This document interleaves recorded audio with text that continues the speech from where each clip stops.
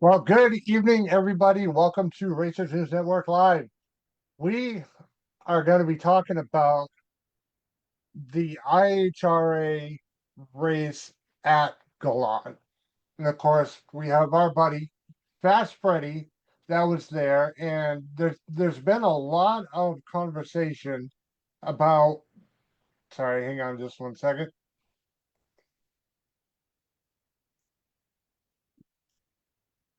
I made a boo-boo. Hang on. There we go. All right. But there's been a lot of talk, even more so in the past probably month or so, about IHRA. So we figured it was time to finally dive into what an IHRA race was about. And I figured there's probably nobody better to talk to because we all know how shy and quiet and he keeps his opinions to himself, doesn't want to ruffle feathers. But I wanted to talk to our man, Fast Freddie Perkins, and get the lowdown on IHRA. The guy has run NHRA, PDRA, a lot of the independent stuff as well, including Yellow Bullet and so on. Um, but now he took a dive into the Galot IHRA national event and figured we would get an idea of what in the world is going on at the IHRA races. So please welcome my pal Fast Freddy. Thank you, Chris. You're Hello, very everyone. welcome. So, like I said, I mean, obviously, I know you've raced in damn near everything, on the East Coast and out almost to the Midwest. Uh, You took your first plunge into an IHRA event this past weekend at Galot. There's been a lot of conversation about IHRA. The tracks they're buying. They're making an impression on the racers. Started out kind of soft at the beginning of the year, which is understandable, but it seems like things have really cranked up. So why don't you kind of take off with it, Freddie? All right. Well, Amber and I decided to endeavor into this IHRA thing. We left last Saturday, and I figured we could get some miles under our belt. And we pulled into the Galot Motorsports Park, which is formerly Galot, now it's Tirana. And we got there, I want to say 5 o'clock, 4 o'clock, and we were the first ones in line. If you're not first, you're last, Ricky Bobby. And so we were there hanging out and unloaded the smart car and got some stuff situated. And the next day we heard some noise outside and things started progressing. And we were like, what's going on? So we, come outside because we weren't supposed to park until Tuesday. And this is Sunday into Monday. And sure enough, Monday morning, the guy comes out. He goes, hey, he says, we're parking in about an hour. I said, what? He said, yeah. Their motto is we don't stack.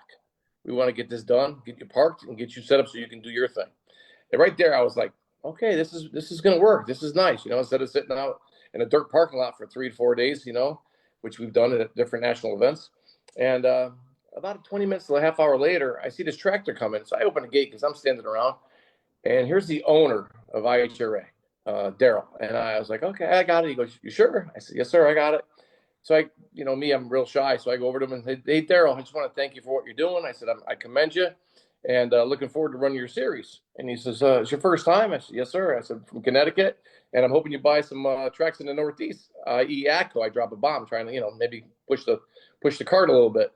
And he says, he just smiled. Yeah, we just bought one up in New York. And I heard from the horse's mouth that he bought Empire. I'm like, okay, that's pretty cool. It's a little far, but yeah. And it's your first time running this? Yeah. He says, I'll tell you what, here's what I'm going to do for you. I said, what's that? He says, come over to me on Saturday. If you didn't like what you did or seen, I'll give you your money back. Chris, right there, I said, this is a businessman. This guy knows how to run. I said, he's going to be my new BFF. He is no BS. He doesn't pull any punches. So we started talking.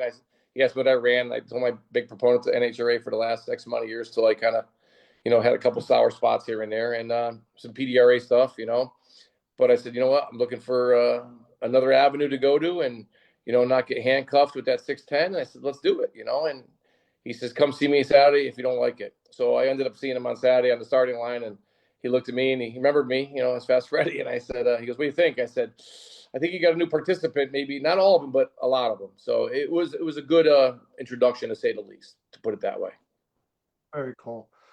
Now, obviously, you have three cars, two top sportsmen and the top dragster car. You're lucky that you can fit into both classes. How do you think that's going to work as compared to your past experience with the other sanctioning bodies? Well, I'm going to tell you this. You could fit in any class. Here's the problem. I don't say it's a problem. I think one of the hiccups they're going to have, because they have growing pains with the IHRA, they have almost too many classes, I think. And the only problem I'm going to have if I want to run both, I didn't bring the dragster this race. I just wanted to see, because we're actually in Florida right now. If you can't tell by the Daytona Speedway thing, I'm at the Florida Fast Ready Motorsports South. We're down here. We're going to run the World Street Nationals this next weekend. And for my birthday, which was this past Sunday, I let go of the button at Orlando Speed World, which I've won, I think, 4 times. And but we got rained out, so those guys were lucky I didn't take their money. But they're going to have some growing pains because they almost have too many classes. So I think they have to trim some of the fat, if that makes sense, because there's just too much. Like there was stock, super stock, stick shift. I mean, there's a lot of stuff. And unfortunately, they run top sportsman, top dragster back to back. So there's not a lot of lead time. I probably could have made it work, but if it started going rounds, I probably would have had a problem. So we're going to have to maybe put a little birdie out there and say, listen, can you put something in between? Because if I want to run both, we're going to have a little bit of an issue.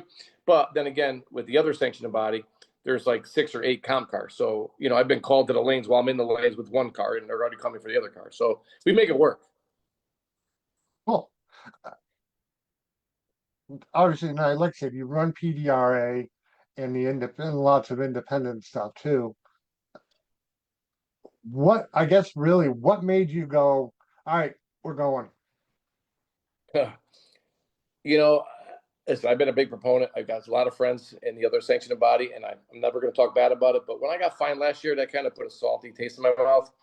Here I am, doing my thing, and it was too bad. It should have never happened, but it is what it is. And I wanted to change. I wanted to change. That 6'10" rule just stinks. It really does. And I get where it's coming from, but to just throw you out of a race instead of warn you, that's BS. You build a race car to go fast, right? Fast. Well, unfortunately, I went too fast. It's on a shirt. It is what it is. So here, I think just like PDRA, you turn it up, let us go. There's a floor, a basement to the category, but for what I have, I can never get there. I mean, you need almost like a top alcohol dragster to run that fast. It's kind of crazy. So I just said, let's check it out. We're heading to Florida anyway. It made sense. It's one tow to do 2 races. Let's do it. And very, very, very impressed with what they provided, the way it turned out. And I mean, my results weren't the greatest, but I will definitely do another one. I might even go out to Ohio or Michigan or whatever. We'll see how next year, lays out. Now, again, like you started out the conversation talking about, you basically were made to feel welcome right from the drop of the hat. Before I even got in the game. Just compare it to how things work at other events. Chris, for $300, okay, you're racing for a big, big Ironman, which that's great. Everybody knows you can buy these trophies while there will be a Wally, an Ironman, whatever, for $100. That's fine. It's the prestige, it's the competition. But for $300, you're racing for 5,000 or 6,000, not for 1,500. I won Epping, New Hampshire. $1,500 they handed me. $1,500. My RV, it took me like, the best. I tell everybody the best stories. I went to New Media. I run it up in the one race, and I won the other one. And I walked out of there with like, I think $1,400 or $1,300. And I looked at the guy. I said, "I think you forgot one." And he says, "What?" He goes, "No, that's it." I said, "You understand diesel's $4 or $5 a gallon?" I said, "Yeah, well, I got one trophy." I go, "They're $80 on eBay." I go, "You got to compensate. You got to realize, guys, you're giving payouts that were back in the 80s. This is 2025. Diesel's $4 a gallon or $3.75 a gallon. You got to keep up with the times. It's not about just compensating people that push pens down, somewhere in the top end. You got to do something else here." And they kept reiterating it. It's like, $6,000 to win. $6,000. If you went to the second round and lost at this IHRH, you got $500 back. 500. You paid three, so you made $200 to make some passes and have a good time. That to me is a little bit more. None of this stuff is sensible. Let's face it, we're all idiots, right? But it makes it a little bit easier on the pockets to do this kind of stuff. You know what I mean? And to enjoyable to watch stuff. You got Top Fuel. You got all these crazy classes. You know, what am I tell you? I'm a pro mod guy. I love pro mod. If I could afford it, I would definitely do it. So if anybody out there wants to buy one, I'll drive it. But my next favorite class is going to be that Fuel Alter class. That stuff is crazy, Chris. These guys are nuts. I thought I had cojones. These guys are nuts. Sometimes they go left, sometimes they go right, and on a rare occasion they go straight. Yeah, you know, we met a guy, Chuck Laughlin from Texas, the nicest guy ever. I swear, the nicest guy ever. And 66 years old. He just bought. So he also, I heard a little scuttlebutt. He bought Josh Hart's fuel car, Top Fuel car before Elite bought the whole organization. So he's gonna be driving Top Fuel next year at 66. And I'm trying to coax him in to let me just make a couple passes. You know, I don't think it's gonna work, but I'm trying. But yeah, you know, it doesn't hurt. And these guys are there. I'm telling you, they got cantaloupes. They got 14-foot flames on the side. And like you said, they're either going left, right, or straight. They're just hanging on the GPS and saying recalculating. Oh God. Now, just again, we've heard, things kind of started out soft. I think there was, if I remember right, at the first event, there was combined in stock and super stock, maybe 50 cars, 60 cars at the most, in just those two classes. And I had heard, I don't know the exact number, but I heard there was at the very least about 300 cars total 370. this past weekend. 370. 370. 370. And here's the thing: people talk about, oh, they give you ice, they give you food. So let me set the record straight. 8 o'clock in the morning, I hear music blaring. Okay, whatever. I'm all about it. Here's a tractor. They're throwing 2 bags of ice by every trailer. 2 bags. Okay. It's not a little, Circle K bag. I'm talking a value bag, right? I'm like, okay. Chris, I had no room in the freezer. Where do I put them? Whether they melted or whether you took them. The next day, they did the same stuff. I go, okay, well, it's water. It's going back in the ground. What am I going to do, And then they feed you. And then somebody made a comment, oh, how hard is it to feed 100 sportsman racers? I'm going to set the record straight. We made really good contact with, I think her name is Ruth, really nice lady. She's the coordinator for all the catering, hospitality, just a really nice lady. And her son is the actual pilot of Daryl for his private plane. So we started BSing, and Amber obviously, makes friends with everybody. We're talking and talking. So the running number was 100 sportsman racers. They ordered food for this race because they knew they were going to be at, not say what capacity, but it was pretty close. 1,250 people. 1,250 they fed. And I'm not talking hamburgers, hot dogs. I'm talking there was chicken marsala, there was pork tenderloin, there was cannolis. We might have had a couple. There was a lot of stuff there that you would have paid $30, $40, $50 at a restaurant for. You know what I mean? And they it's like nothing to them. Here you go, feed them, which was commendable. Really, really nice of them. And also, like you've stated numerous times already, you had the owner of the series out there cruising around on the tractor, checking on people, making sure they're good, and then, maybe not passing out the bags of ice, but getting them around the pits. We've talked in the past, when was the last time you saw an executive from other sanctioning bodies outside the tower? They're inside in the air conditioning, chilling out. No, when they wanted 500 from me, when the guy backed into my car, that's what they wanted. They come over to see me then because it was 2,500 for their safety improvement. But although the guy hit me, but anyway, I'm gonna get to that later on. The Daryl had another race going on because he owns his boat. They're doing a boat series he owns, and he also owns a Top Fuel race team and everything else for motorcycles. But he flew his plane down to Key West because they had a boat race down there. But before that, on Tuesday, I believe it was, Monday, he drove his truck down the track and he said, there's a bump around 800 feet or 700 feet, whatever it was. They called, I think, 4 vendors. They ripped the whole track up on Tuesday. they were like, what? I go, they ripped the track up past the 8th mile, so around 700 or 800 feet, and repaved. They milled it, cut the asphalt out. There had to be, if there wasn't 40 different tracks, was running asphalt out of that place, and then they repaved it that night. All within, I would say, I'm going to say 48 hours to be safe. Who does that? Okay. Yeah, Nobody. there was a bump. He goes, the top fuel guys are going to have a problem with that transition. They repaved the whole place. I mean, from the 700-foot down. I go, what are you doing? This is crazy. And I saw it firsthand. These guys were, I mean, it was nuts to see that. Nobody else cares about that. It's half these guys at the top end, they never even been on the track. Here's a guy that owns a series that's been 200, I think 30 something miles an hour in a boat. So yeah, he knows what it takes. Impressive stuff. Very Now, impressive. very impressive. All right, so there's been various posts about the schedule for next year. Some people have said it's fake, some people say it's real. I'm going with right now everything is fake until we hear about it at PRI, because PRI is supposed to just get blown open with Yeah. stuff with IHRA. Have you heard it? Have you heard or seen anything schedule wise? I know he told me flat out to my face, he bought Empire Dragway. So why would he lie to me? I also seen on the schedule that's online, is it false, true, whatever you, like you said, that some of it kind of makes sense, but doesn't make sense. I don't see it being a race that soon in Virginia because, first of all, it's not an IHRA track. Could it be? We've all heard scuttlebutt that they're going to sell the track. They're not going to sell the track. They're going to sell PDRA. Then Franklin's came out and said, "Listen, we're not selling PDRA. We'll be out next year." Which I love that organization. I support it.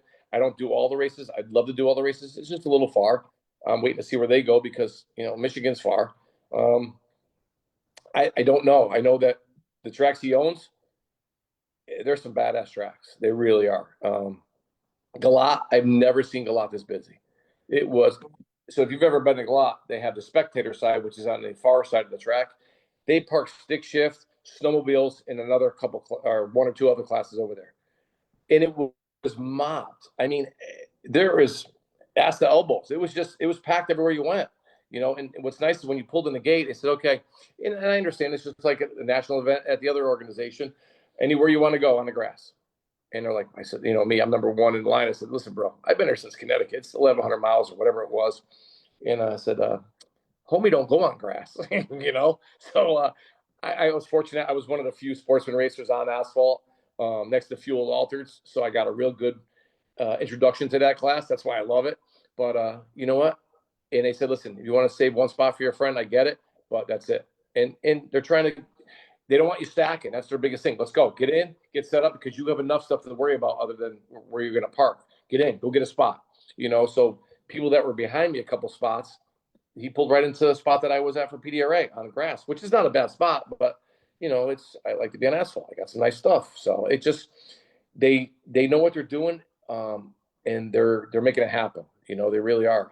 The schedule, I don't know firsthand. I've heard that, they're going to be at several racetracks. Hopefully, I did hear that they have funding for the next 10 years for purses.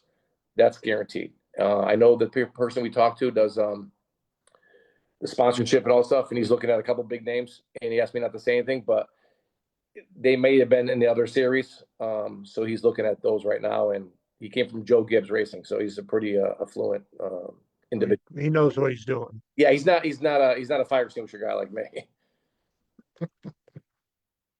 Yeah, how is business going? I'd love to tell you. I'm in Florida right now, and it was freezing here. Poor Oh, Amber. I didn't know if you get buried with phone calls all day long or not. You're lucky that you have enough people working for you that have been there long enough that they can handle it. I'm very fortunate. This past July was 27 years, which was awesome. And I started out of the back of a Volkswagen. Here we are with 3 service trucks, and we service a lot of extinguishers. I think we're up around 32 or 34,000 extinguishers a year, which is pretty cool for a small business. But needless to say, usually I go away in November, and if the phone's been nonstop, and I'm like, go figure. Here we go. I'm trying to get out of here and just have a birthday celebration, have some racing, and go down to Florida and have a good time. And I've been on the phone nonstop. It's knock on wood. I'm very fortunate. I don't have Frank Volpe money because I know he's probably watching. You know, my buddy Frank, a plumber down Yeah, there. You know, even though he's a Yankee fan, Chris, you got to cut him slack. You know, they haven't won in like once or twice. we got to be nice to him. Yeah, I got, it's like, helping a handicap, it is what it is. But it's busy and I'm very fortunate to be able to do what I do because of that. So Very cool.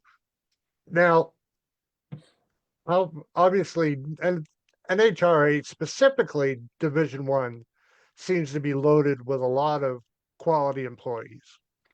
absolutely. Yeah. Obviously, we're losing one of the quality employees. He might be watching and thinking I'm kissing his ass, but I'm not. I can't see who's on here. It drives me nuts because I want to see who's watching me or who's on here. Well, I don't. Frank is. He said go Yankees. Listen, Frank, you know, it's okay. If you want to watch the Yankees win, you got to go to the History Channel. And by the way, Frank, I'm hoping to land him as a sponsor next year. Let's go. Step it up. Oh God. Oh, I'm sure there'll be a comment coming. I'll watch my screen. He oh Rob said Keister said pass Freddie. That's all he said. Rob's a I great don't guy. think anything else needs to be said other than pass Freddie. He's just too far. I mean, people don't understand. I mean, just for me to go to Cecil, Rob and Chris, just for me to go to Cecil to run a race, it's like $400 in tolls. Granted, I got the USS, Extreme, but it sucks. I'd love to run his races, but they're too far. I mean, Rob, put a race in Lebanon, I'll be there. I guarantee. No problem at all. And you know what? There'll be a lot of top sportsmen, top dragsters there because they have a series there. So make it happen and stop BS and let's do it. I want to do one of these pig roast things that you do. All right, so more comments. One from Rob. Could be a Phillies fan. Oh God. Although And Red Sox next year, so if you want tickets, 9 rows behind home plate, hit me up because I got those seats. like Elijah might be contacting you. He's dying to go to a Red Sox game. Fenway Park is the best park in America. Let's see. Jen Volpe. Low blow Perkins. Listen, tell Mrs. Volpe, because that's her name, Mrs. Volpe, that send her RSVP and we'll be seeing her soon.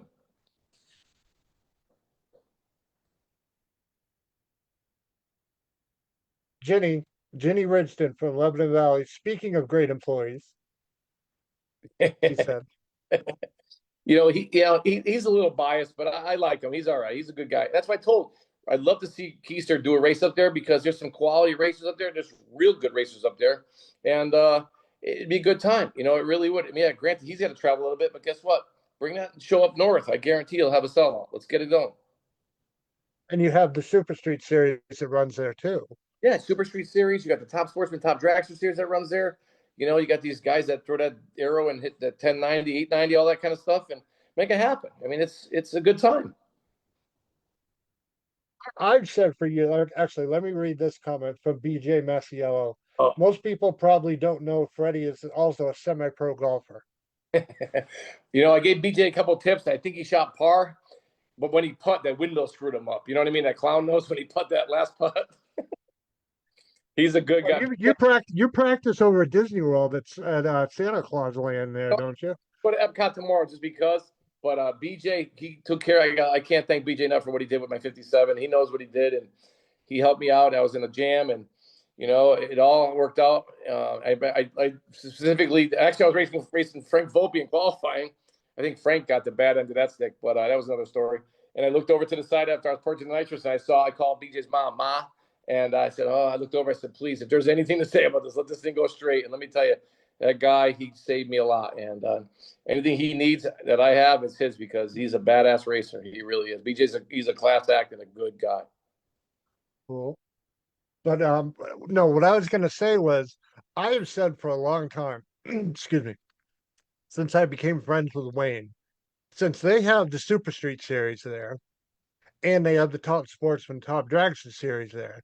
Yeah. They should do like an 8-car shootout between them and New England because New England has their own Super Street Series, and they have the Ionati brothers 100%. top dragster, top sportsman thing. Yeah, Moroso. Yeah, the Moroso, Mike Sullivan deal. Yes, I do. Yep. Yeah, him and Lauren. Yeah, what they should do is maybe do like a 1 month here, 1 month there kind of thing, and that would be cool. It really would, because it would break it up. Here's the thing: what's nice, and that's one of my things. I like to travel. Obviously, everybody knows that, but I like to see different stuff. I hate to be in the same spot all the time. That would be a great idea. It would be a good fit. You know. And it's not like it's a huge travel. For me, I know for me it's 3 hours from my house and I'm 45 minutes west of New England. Okay. It's 3 hours for me to Lebanon Valley. So let's call it'd probably be a 4.5 hour drive for you guys with your rigs. I don't even think it's that, Chris. To be honest with you, it's a straight shot for me.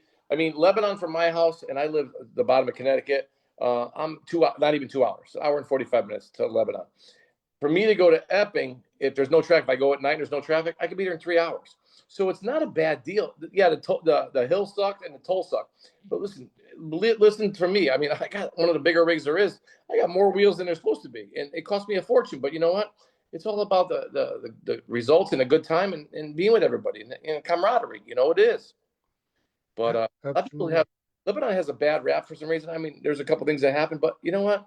It's a good track. It really is. I mean, is it my home track? I guess it is, because it's the closest to my house, and I've won there back to back to back. I mean, I've won there 3 times, 3 Wallies out of that place. So it's been a pretty good result to me. My first Wally was there, and then the last 2 years I won there. So I love that track. I love to do an 8th mile, because you know what? It's just these cars are going so fast now. It makes more sense. Even at New England Dragway, Mike Sullivan, they made the decision to do some 8th mile stuff. Yeah, listen, I'd love to go. I've been 236. I love that, but I also go 193 in the 8th, which is pretty damn fast. Right. Now, with IHRA on a full track for top sportsman, top dragster, are they running to the eighth? Are they running the full track? No, no. So every class, whether it be stock, the super classes, whatever you call them, like hot rod, super rod, whatever they call them, right? It's Yeah, same. the dot 90 stuff. Yeah, dot 90 stuff. Everything's 8th mile. So it goes pretty fast. There's less breakage. They prep obviously the same for everybody, a little bit more for faster cars, but it's very equal, and it's very very enjoyable to watch, because it's faster. It's not a lot of downtime. You know what I mean? Like if you miss your call, you're done. They're not waiting for you. It's not this okay. And they make last call, guys. Done. That class is over. Next class is starting. If you miss it, it's on you. Even Top Fuel. I've never seen a Top Fuel car run to the 8th mile before. I think they went 296 or 298 to the 8th. I'm like, that's sub 3 seconds to 660 feet. Almost 300 miles an hour. That's pretty badass. Yeah. It's cool. And they've got a lot of quality cars in the fuel classes. It's not like they're, the guy down the street with his race car shoved in his shed and he's working on it in there. Yeah, there are guys that are working out of their garages, but they're quality cars. Yeah, like Scotty Palmer, good dude. He helped me out years ago at Gainesville with a push rod incident. But I think he went 298 to the 8th. Here's the quality team. Yeah, are the big names there? No. But I think the swing of the pendulum is going to go that way next year, because these guys, like, put it for example, that I go back to that the fueled alter class. These guys, they pay $500 to get in, just like we pay 300. But guess what, Chris? You know what they charge for the crew passes? Nothing. Zero. Nothing. Yeah. So whether I had 3, 4, 5, or 8, it's no cost. Yeah. It's not nickel and dime you like other people. The second thing is, you qualify one of those cars, whether it be Mountain Motor Pro Stock or fuel altered. You paid $500 to get in. You get $5,000 back to qualify. That's a lot of money. That's $4,500 profit. Yeah, granted, it's absorbing fuel and the expenses stuff. You still got a $4,500 swing. I think Top Sportsman this past weekend, there was 36 cars or 37 cars. The winner got $6,000. $6,000, no contingency. That's straight up cash. $6,000. What's wrong with that? Now, do they have a contingency program yet, or is that Yep, coming? they already started. They're starting a contingency program, and just like anything else. I mean, it's only been, was it 6 races they had, 5, 6, 7 races? What's going to happen. The pendulum's going to swing, and they're going to have a lot more, because it's another sanctioned body, just like PDRA has. You got to put this sticker on because this person pays and that person pays. That's fine. It's part of the protocol.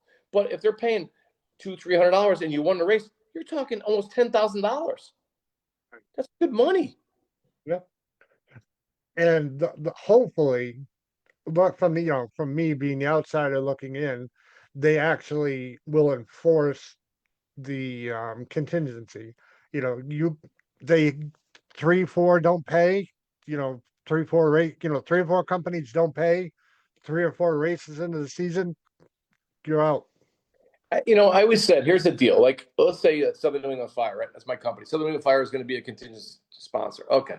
If there's 8 races and I pay $200, I cut a check to NHRA or IHRA, whatever it is, for that $1,600. Now it's in their little purse, right? Now when the guy comes along to do that little checklist, he says, "Okay, Chris or Freddie, you got this one, this one, this one. You got 10 stickers at $200.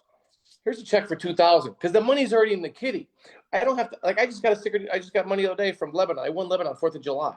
We're in November. Last I checked, that's 4 months. And I don't have the time to sit there and chase $100. Yeah, $100 is a lot of money, but who has time to chase this stuff? Some people don't send it to the end of the year. Some people send it right away. It just listen. The way it should be to me is if you're going to sponsor it in contingency, give that money to like the kitty. The person writes the check right there at the track. Guess what? It's a no. You're all done. The deal's done. See you later. Have a good day. Now you're walking out here with all your money you're supposed to have. Right. Yeah, That you got makes a wall full of cash or checks. listen. I'm all about the green stuff. I mean, I don't get a lot of that, so I'm all about it. Um, Frank Volpe had a question. Does IHRA have tech? Yes, they do. So just like the other series used to have. So let's use PDRA for example. PDRA, the first race of the year, Galot. You fill out your tech card, all your boom, boom, boom, boom, boom, boom, boom. You go over to the tech, you push your card over there, and you bring all your stuff. Whether it be, I'll give you an example. Alan Davidowski is a good friend of mine, great guy. He's going to go Mountain Motor Pro Stock next year, and I wish him all the luck. But Alan goes to the extreme. Alan has pictures of all his SFI tags for every piece of equipment. The guy looks through and says, "I think you're good." So you just got to make sure that you have your numbers in order, everything. But the guy looks at every nice car, this, that, blah, blah, blah, blah, blah. Okay, you're all set. Have a good day. Where PDRA, they do a ETI, which is for the year. So Vinny does it. Vinny's a good friend of mine. He looks at everything and says, "Okay, you're good. Yep, here's your sticker." And when I was 25-0001, I think I was the first car to go through tech this year. Now you're good. You just put that on your tech card. So the IHRA did do their tech. It's not just a mail-in thing where you put it. Will they go to that point where they just trust you eventually? I don't know. But they did have probably 5 guys over there doing this, expediting. I mean, we weren't there. If you're there 12, 15 minutes, that's a long time. It took longer to get there and back than it was to go through tech. But they did check everything you had. They did check your seat belts, your tag for your chassis, and all that kind of stuff. So yes, they do tech. Now, from a competitor's point of view, do you like the fact that you have to roll through tech at every race? Chris, it doesn't. Listen, if you're worried about going through tech, then you're hiding something. That's the bottom Right. line. All my Right. listen, we pay big money to race, period. So if you're going to skimp on something, shame on you. I mean, listen, we all have to have the Dash 15 suits. We all have to have this 17, 19-point seatbelt system, that looks like it's wrapping you like a mummy now, and all this stuff. It is what it is. It's part of the deal. You have to have it. But it's going to separate some of the men from the boys when you're not going that fast and you don't have those certain things that you're supposed to have. You know what I mean? And it is what it is. But they do. It makes you listen. You're gonna play. You're gonna pay to play. That's the end of the story. That's what you have to do. But you're also getting paid to play if you win. Right. Yeah, you're not walking out with $500 or whatever in your pocket. You're walking out with, a few $1,000s Listen, I won or more. 2017 in the Nova. It was a smaller car count in the open race. They handed me $400, and I looked at them. I said, "Oh, okay, $400." It cost me more in tolls and diesel to go to that race than it was that I got back. But it's one of those gold guys on my shelf, Chris.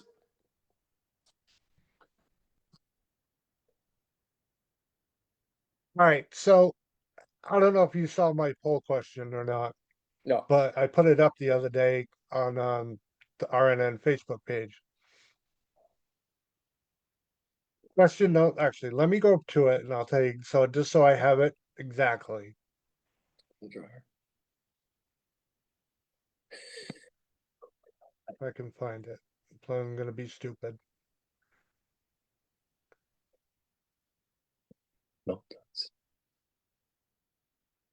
I'm waiting on hold.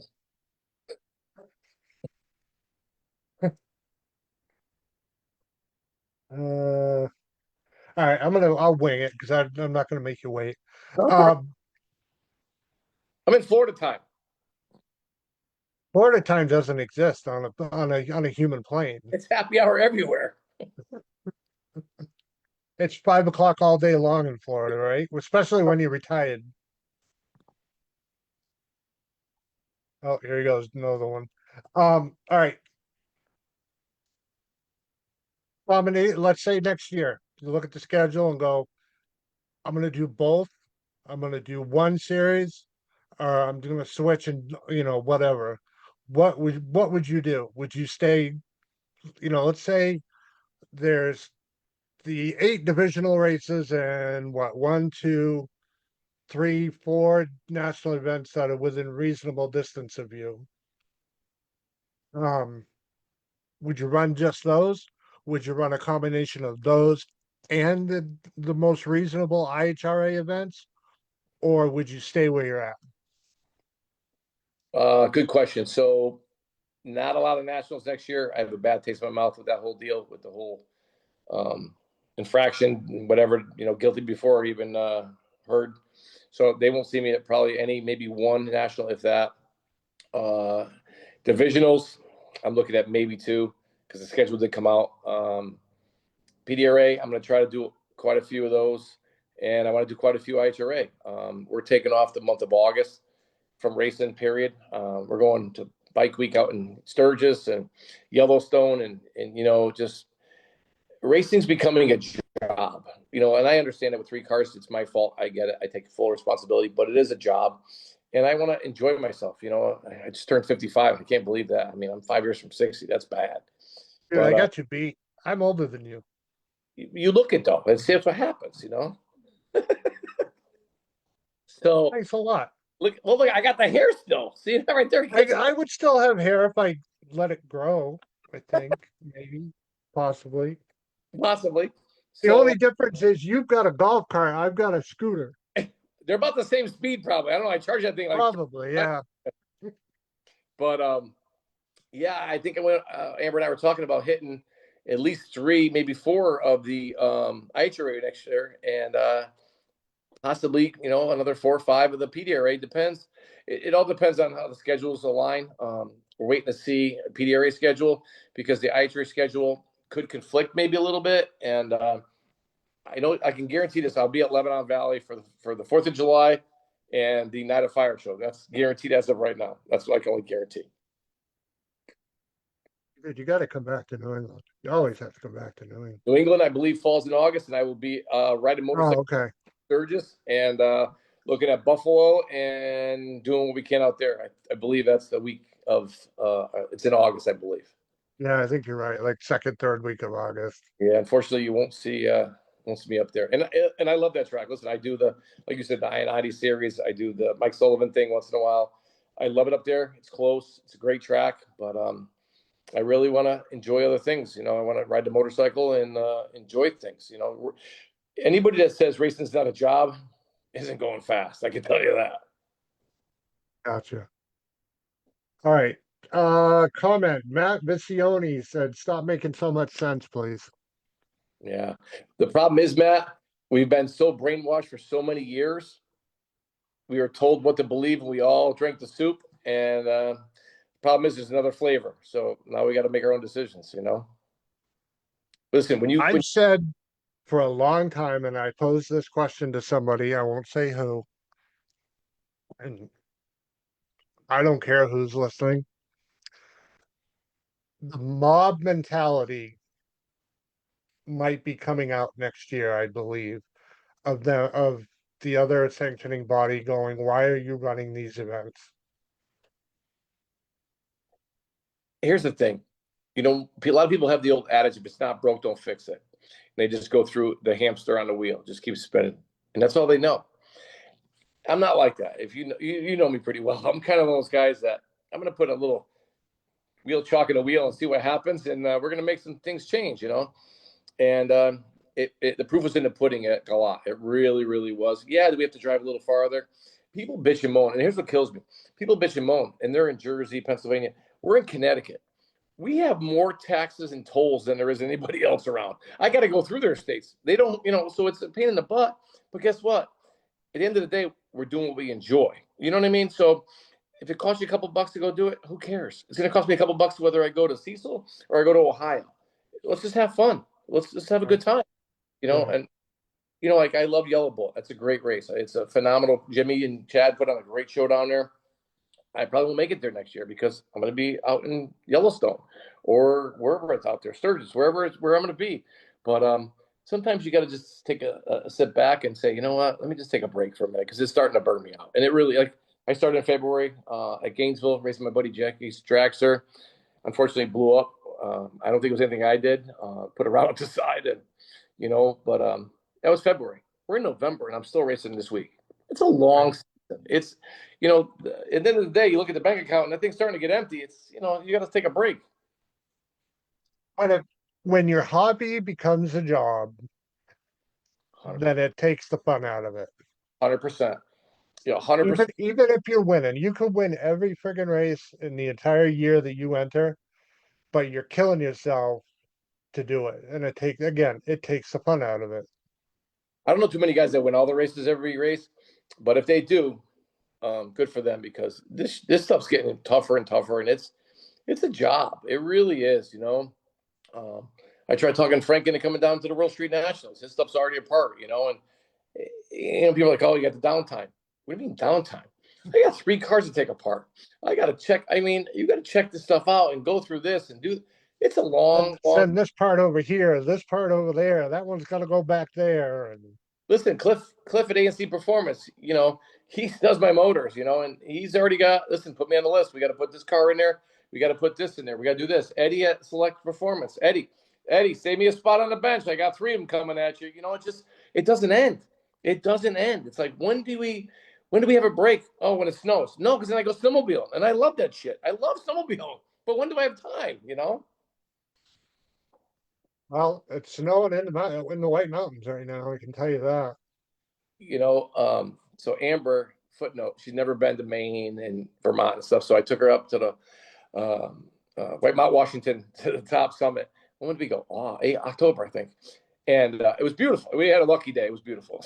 Yesterday, it shows a picture of the summit with like 16 inches of snow. And she's like, hell no, I'm not going there. I go, oh, see, we made a good choice. We went when we went. It was a good time.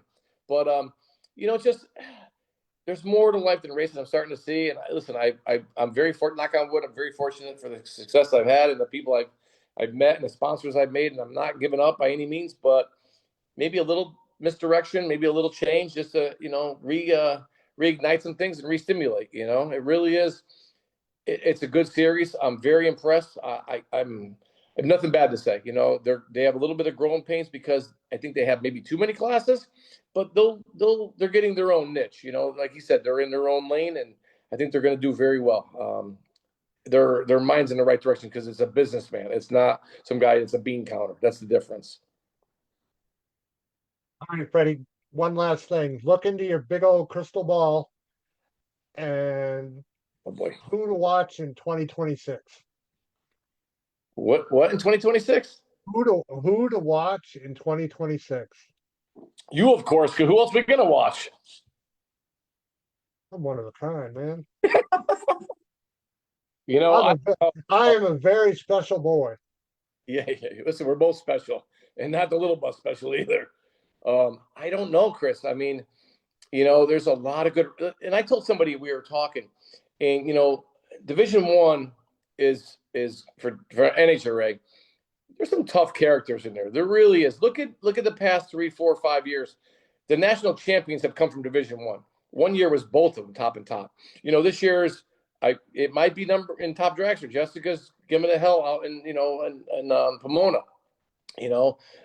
Jeff Brooks, always a tough competitor. There's a lot of tough people. Mike Danielle. Pros. Went the other way. Top dragster maybe had a better performance if I didn't get thrown out twice. You go into 5 twice by accident. Leaves a mark. But I don't know. I can tell you this. I don't think I'm going to do a lot of NHRA quarter mile next year. I think I'm going to do a lot more eighth mile stuff because I can turn that wick up because Pro Charger takes care of me, and I think I'm going to have a 360 next year. I can tell you that. I went 377 or 377, yeah, 377 to 193. I think you're going to get a 369 out of that Fast Freddie Maddox dragster that I got next year. I can tell you that. That thing's going to be flying. I'm hoping to go 200. My goal is to go 200 in the eighth. That's my goal. Very cool. But All right. I think you should try, and you really need to put the screws to that thing and enter top alcohol dragster. they won't let me. I already tried. All I needed was two people to sign my. I already made the passes, but they came to me and said, "Nope, your license isn't certified." So I downloaded the forms, and I was going to have Karen and Jackie sign off on it, but they said the chassis powder coated. It's got a monostrut wing. There was more excuses when when they had that race at Cecil. I could have been number 3 qualifier, top alcohol dragster. I told them, "Listen, let's drive them up and drive them back. I guarantee I win. Let's do it." And they were scared. They don't know how to take me, Chris. Some people, they just look at me like I'm a little crazy. I said, no, I'm a lot of crazy. There's a lot of crazy, yeah.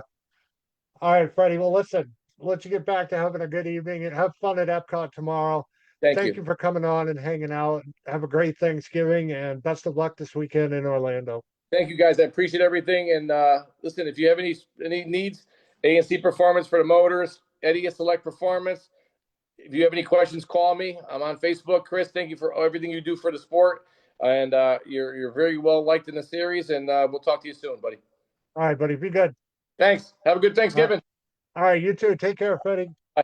All right, everybody. Our guest for this evening, Fast Freddie Perkins. And again, want to give a shout out to Bubba Linky, your NHRA superstar, stock eliminator, world champion. We are going to be diving a little bit more into the IHRA stuff. I'll be curious to see what the announcements are at PRI. But we're definitely going to start truly keeping an eye on it. That's why I wanted to have Freddie on because we get an honest perspective of how everything at one of their events is and goes. So have a great night. We will be back next Tuesday with Steve Rhodes. We are going to officially wrap up the NHRA season. And that is that. Have a great night, everybody. We'll talk to you all soon.